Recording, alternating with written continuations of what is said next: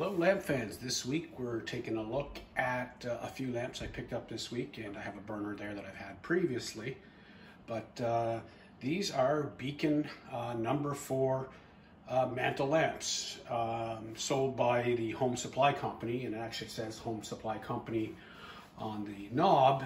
So this was another company. It was started around 1910 and went to about 1926, and definitely a competitor to the Mantle Lamp Company of America, aka Aladdin Lamps, and same sort of idea. These guys had their lamps built by Plume and Atwood, and they had their own sales team, their own marketing, and they sold them throughout everywhere.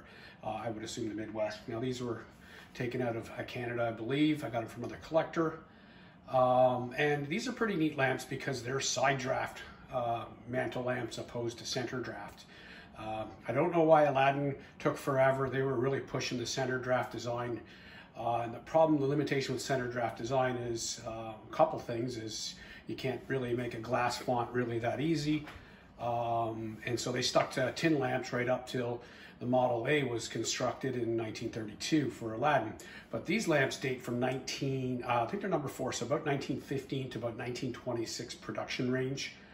And they're side draft, so they breathe. There's 2 slots in the center of the I guess it'd be the wick tube in the middle. Right underneath the knob, there's behind the screen, air is allowed on both sides, so they breathe from the sides.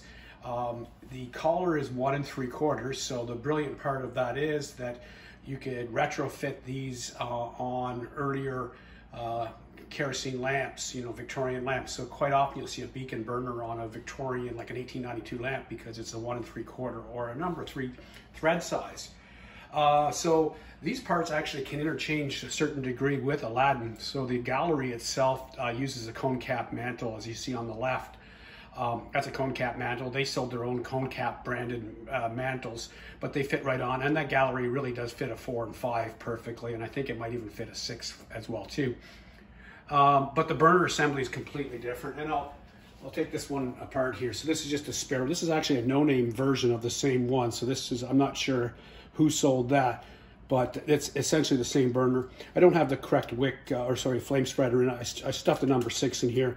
It fits. It'll actually probably work on this. These ones do have the correct one, but as I said, that gallery comes right off. And literally, cone cap mantle fits right onto it. And then they have an inner wick tube assembly here that pops right out. And then the burner basket with the wick razor on it. It's a pretty simple design. It's a very good design in my opinion. I've never burnt one. I might do it. This one I could easily just put a wick in it and away I go. Didn't put that in quite right. And I'll try that again. There we go. So it's just a neat little burner. I'll do some close-ups of this nickel one. The nickel one is extremely good condition. This brass one, I just wiped it a little bit. I didn't polish it, so this would probably be the original tarnish finished here. Somebody at one point polished it, which people do, because people like to polish lamps. Anyway, so let's take a closer look here at this Beacon. Let's see how the knob looks there. Kansas City, Missouri.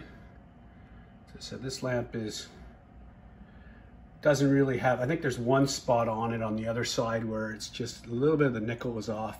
But when I took this thing apart, it didn't even look like it was really used at all. Maybe once or twice, but definitely didn't get a lot of use. By the way, these both have Aladdin heelless chimneys on them, and that's exactly what they sold. They were sourcing the same ones and had their brand logo put on them. So these would be, as I said, probably just as good as Aladdin at the time, probably sold for a little bit less. I think the retail in 1916 was about $6. I'd have to double check the retail for Aladdin. I think it was more like 10 for let's say a Model 6. So I'm going to double check that later, but anyhow, I hope you enjoyed these 2 new lamps I just got, and if you liked the video, give me a thumbs up. If you have any ideas of what to shoot next, let me know. Thanks, and have yourselves a great day.